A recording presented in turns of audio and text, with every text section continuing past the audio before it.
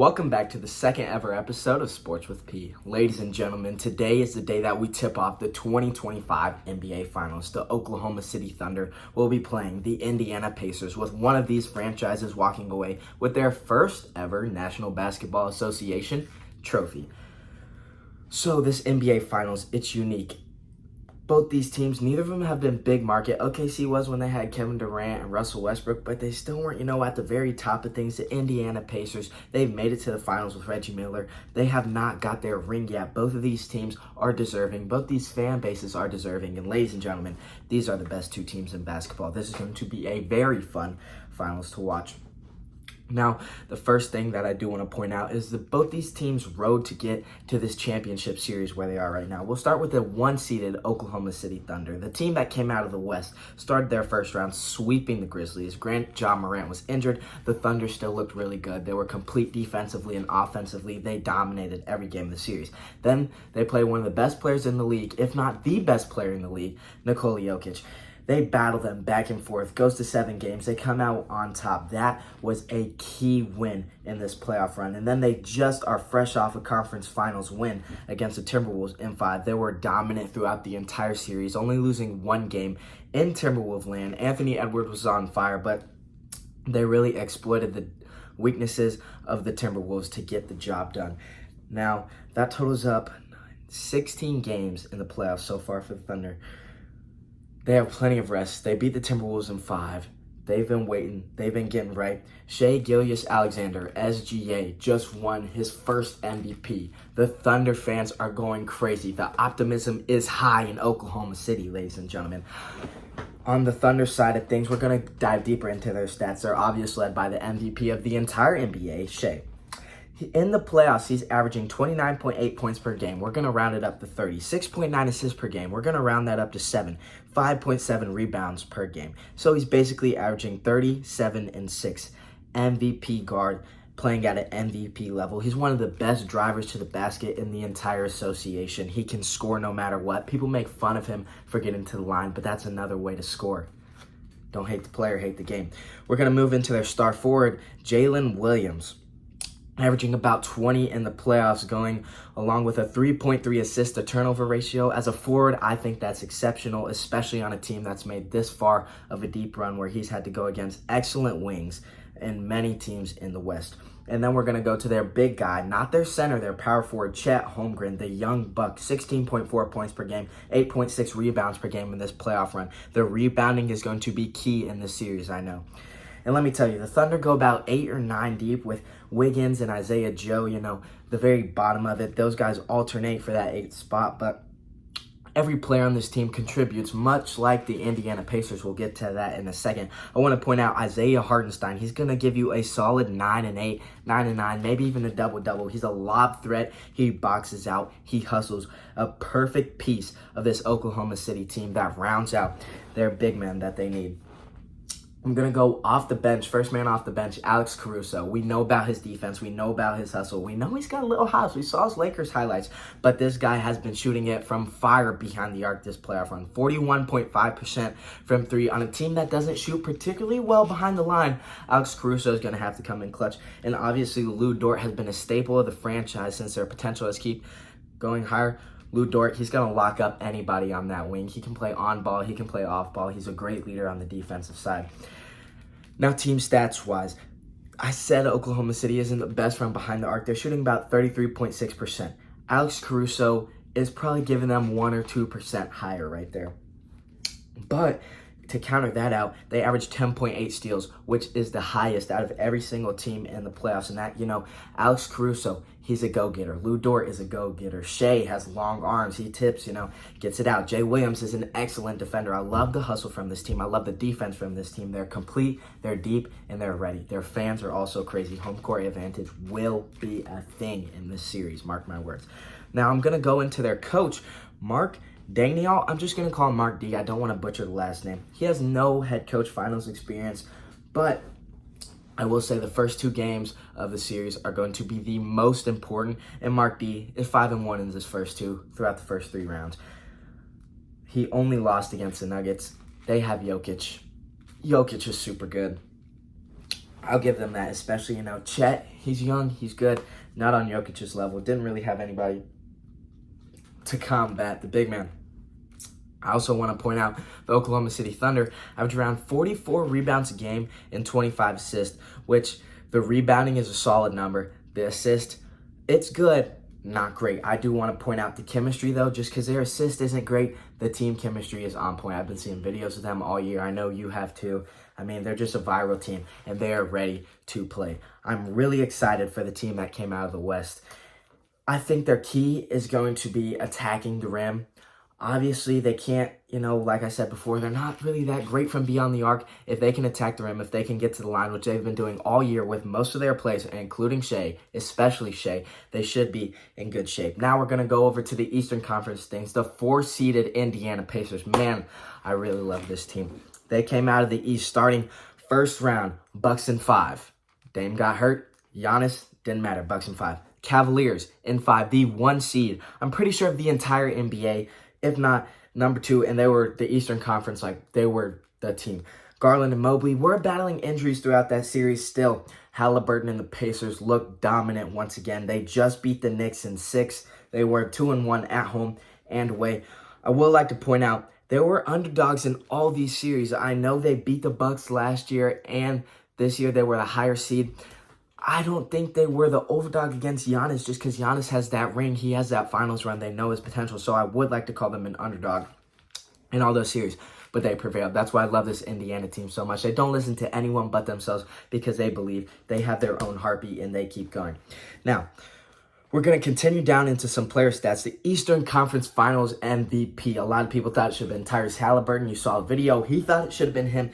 Pascal Siakam has been hooping in the playoffs. Spicy P is averaging 21 points a game with 6 rebounds a game. He also has a ring. I think he's deep down the leader of this team. He knows what it takes to win the finals. Unlike anybody else on this roster, not saying that they don't have the hustle or the heart to get there. Spicy P's been on the other side. He knows. He knows. Now, we're going to move into the leader of the team, the true leader, the heart and soul, the face of the Indiana Pacers, Tyrese Halliburton. My man is averaging 18.8 points per game, 9.8 assists in the playoffs, and has a 5.0 assist to turnover ratio, averaging 9.8 assists and basically playing the whole game, every single game. Tyrese Halliburton has been on a crazy impressive run, not only stats-wise, but in the clutch. This dude already has 4 or 5 all-time plays. Now we're going to go over to their big man, Miles Turner. He can stretch the floor. He can make plays. He can play defense. 15.2 points per game, 4.9 rebounds per game, and 2.3 blocks per game. Miles Turner is going to have to protect the rim against the Oklahoma City Thunder with Shai attacking the rim, Jay Will, Chet, Hartenstein down deep. Got to keep him out of foul trouble. He's the best rim protector you guys have. You keep him out of foul trouble, I think things will be looking all right. Yeah, if he, plays a lot on the bench, who's going to protect the rim down deep? Now, I want to say that the Indiana Pacers, they have 8 playable guys. 6 of them average double digits. I listed those 3, Aaron Naismith, Andrew Nembhard, and Benedict Mathurin. Naismith averaging 14.1, Nembhard 12.8, Mathurin 10.4. They got guys that can score, guys that can contribute. The Oklahoma City Thunder only have 3 guys averaging over 10. Granted, they have 2 players averaging 20. One of them is averaging 30. So I guess it evens out. I don't know, but this Pacers team, it's like everybody that comes in is just a hard-nosed player. I mean, McConnell isn't on here. He's been with the organization for so long, and he's gritty. He hustles. He's exactly what you need in a backup point guard, especially in a final series. Now, I do want to point out, Oklahoma City can't really stroke it from beyond the arc. Indiana Pacers, that's all they do. They're shooting 40% from 3. Both these teams make about the same amount of threes. That means Oklahoma City shoots more, but they make about the same. If the Pacers can be aggressive from beyond deep and it's going in, it's going to be scary. They also average about 3 less steals than the Thunder. 3.3 to be exact. The Pacers average 7.5 steals a game. Not saying they're not good at defense. They obviously sit down. I mean, they only allowed 1 game to the Bucks, 1 game to the Cavs, 1 game to the Knicks. And everybody that plays can guard. I know Spicy P, he's not as good of a rim protector as Miles Turner, but that's why you got Miles Turner. As long as they can keep their guys in the game, I think they should be all right.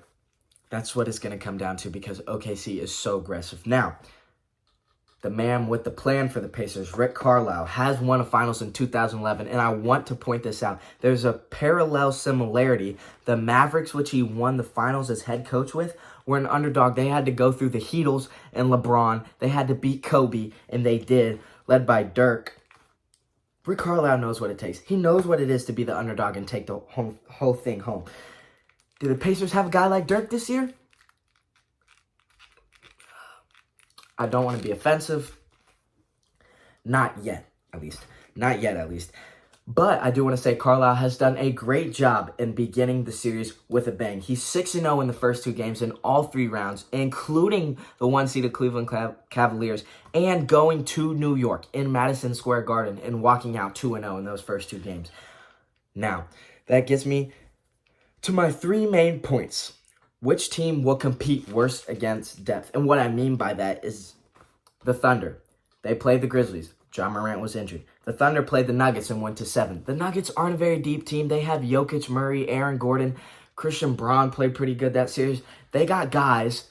Other than their top 6, I mean, their 6 is Westbrook, not a very deep team. The Timberwolves, they look deep against the Warriors. They have a very good 8-man rotation. And they dominated against them.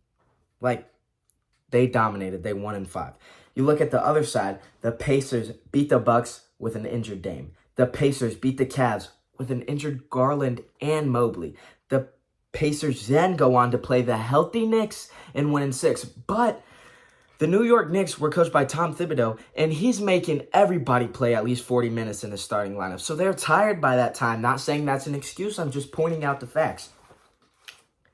In my opinion, I think the Pacers might slip up against the depth a little bit because OKC's rested. The New York Knicks, I don't think they were as rested. I think OKC's going to take the advantage in that category. Not saying that's going to change the whole series, but that could be a key point. Number 2, I want to say, is it going to be rebounding, steals, and hustle versus the threes and the on-court chemistry? Now, you think about rebounds and steals. That can be consistent, right? If you're always boxing out, if you always have a hand in the lane, you're going to get rebounds and steals. That's the Oklahoma City Thunder versus the threes and playmaking. If your shot's going in, the Pacers aren't going to lose if they're hitting from behind the arc. You know what I'm saying? And the playmaking, Tyrese Halliburton, he has the potential. He has the skill to take over any game that he wants to.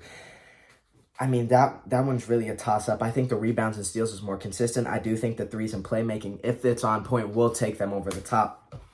Going to do a toss-up right there. And will the finals experience prevail? What I mean by that, Rick Carlisle, Pascal Siakam, both these guys know what it takes. They've been on the other side of the mountain. They're one of the very few players in the entire series that knows what it feels like to win an NBA Finals championship. Now, is that going to be enough to propel their team against the Oklahoma City Thunder, who not only have been dominant in the playoffs, but they've been dominant the entire season? I have no idea. And honestly, I can't wait to watch. Home court advantage is a real thing in this series. Both these fan bases are hungry. Both these fan bases are ready for the moment. I promise you, they will not deny the moment. They are going to wear the shirts. They're going to show up and they're going to be loud. Now, I don't think either team is going to be very affected on the road. I do want to say the Indiana Pacers have played very well on the road, especially in the first 2 games. But my prediction for the series, the Oklahoma City Thunder are rested. They're deep. The Pacers haven't seen anything like that. I think Oklahoma City wins game 1 in like a 8-point game. The Thunder and Shea are really good. I think Shea attacks the rim and does an excellent job. Miles Turner does good in the first half, but it just continues to happen, and the Thunder keep getting out. The Pacers play fast, but so do the Thunder. It's going to be such a great series. But I got OKC taking game 1. Game 2 is a big game. I also think it's a toss-up because Indiana could figure it out and just start hitting, win the game. I mean, Nesmith basically won them game 2 against New York just by hitting behind the arc like out of a movie. I don't even know what to say. That's a difficult one. I'm gonna say OKC again. It comes back into Indy. Game 3, Indiana Pacers. I don't think they blow them out. I think they convincingly win, though. It's going to be like 10 to 15 point game. The Indiana Pacers are going to get it done.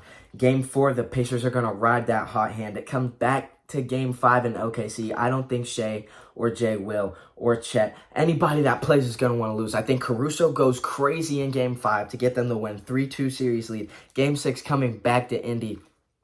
The Pacers playing this team have never seen anything like the Thunder in this playoff run. That's no diss. I think the Pacers are a great team. I think the Thunder get it done in Indy. So I'm taking Thunder in 6. I would not be surprised at all if the Pacers win Game 6 and take it to 7 and every team wins the home game. What I would be surprised with is if it's the opposite. If the Pacers do win more than one game in OKC, I will be surprised. I will think the Pacers do win the series if that happens. Is it going to happen, though? And my prediction, no. Could it happen? Very well, yes. Both these teams are super talented. I'm super excited. You guys need to tune in and watch every single game. I'm going to try to pump out a video or two within the series to keep updating you guys with what's going on, what I see on the floor. But thank you so much for watching, and I hope you enjoyed the video. Feel free to comment, feel free to like, feel free to subscribe, because there will be more coming. Have a great day, everybody.